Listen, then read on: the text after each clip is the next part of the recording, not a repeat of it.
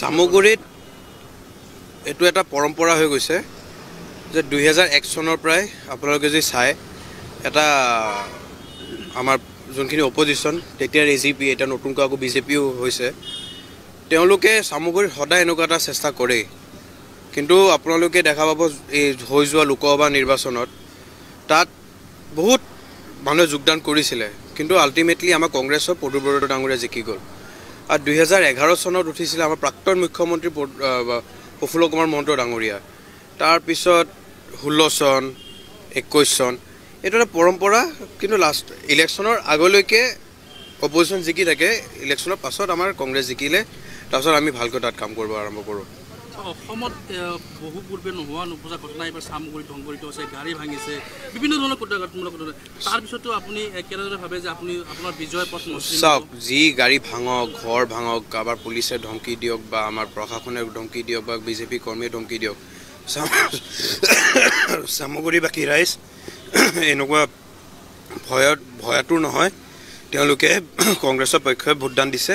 আৰু 23 তাৰিখে আপোনালোকে জল পটপটকৈ আপুনি গম পাব আমি তাত জিকিছোঁ জিকি পেলাই আমাৰ তাৰ কংগ্ৰেছৰ সাংসদো আছে কংগ্ৰেছৰ বিধায়কো আকৌ পুনৰবাৰ তাৰ পৰা নিৰ্বাচনৰ সময়ত প্ৰশাসন বা আৰক্ষীৰ ভূমিকা কেনেকুৱা আছে মই এইটো বহুত দুখিত যে আমি বিচাৰিছিলোঁ এটা শান্তিপূৰ্ণভাৱে এটা নিৰ্বাচন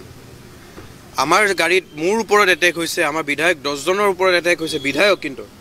এজন বিধায়কে 1 লাখ 1.5 লাখ মানুহক ৰিপ্ৰেজেণ্ট কৰে মানে যদি 10 জন বিধায়কৰ ওপৰত অসমৰ 10 লাখ মানুহৰ ওপৰত প্ৰহাৰ হোৱা নিচিনা এইটো এটা সাংবাদিকৰ গাড়ী ভাঙিছে সাংবাদিকক এটেক কৰিছে কিন্তু প্ৰশাসন বা পুলিচ মানে ভাষা নাই আমি এফআইআৰ দিছোঁ আমি ইলেকশ্যন কমিশ্যনকো আমি কমপ্লেইন দিছোঁ কিন্তু যেতিয়া আমাৰ 23 তাৰিখে যেতিয়া আমাৰ ইলেকশ্যন কমিশ্যনৰ যে মডেল কোড অফ কণ্ডাক্ট শেষ হ'ব তাৰপিছত আমি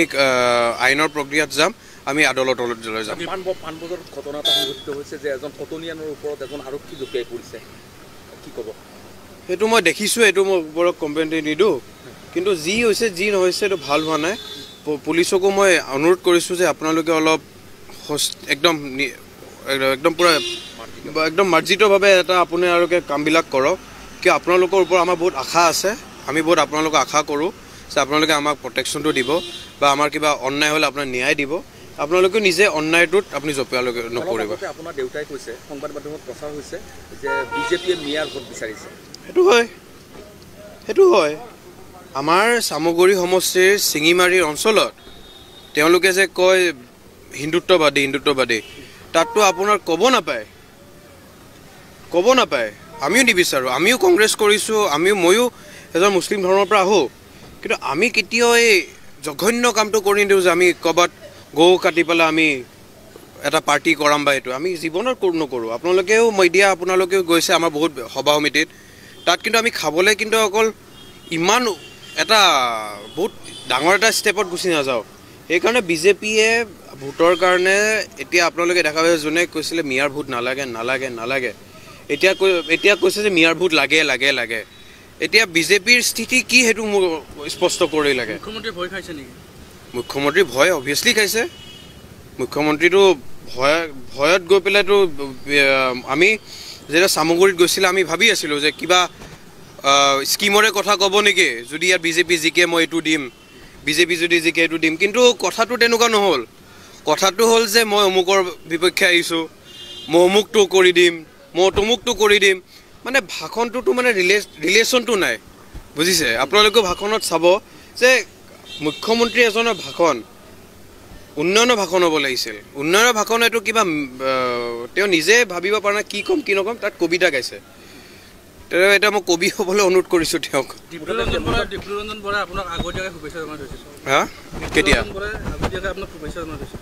কেতিয়া মোক জনোৱা নাই সেইটো মুখ্যমন্ত্ৰী ডাঙৰীয়া বা বিজেপিয়েও সামগুৰিক আমাৰ কংগ্ৰেছে জিকিব এইটো নিৰ্বাচন ডিক্লেয়াৰ কৰাৰ আগতেই